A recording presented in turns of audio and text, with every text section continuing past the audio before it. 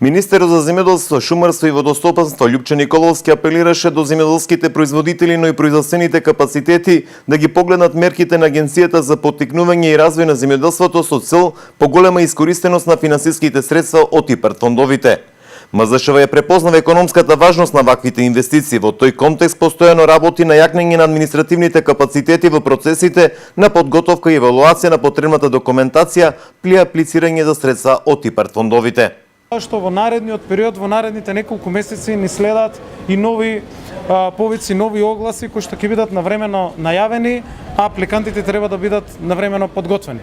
Владата, Министерството, Агенцијата во овој период силно работеа на зголемување на капацитетите на платежната агенција, се со цел да може ваквите добри проекти навремено да бидат препознаени и многу брзо да бидат одработени од страна на ИПАРД структурата на самата платежна агенција.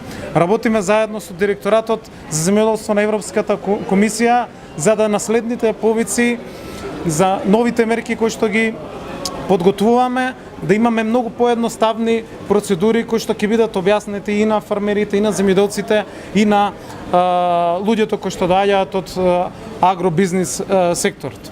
Затоа сметам дека овие 60 милиони евра кои што преку ИПАРД 2 стојат на располагање на Република Македонија, а кои што во претходниот период не беа искористени, доаѓа време во кое што навистина ќе бидат искористени за токму идеи, проекти и отварање на нови производствени капацитети.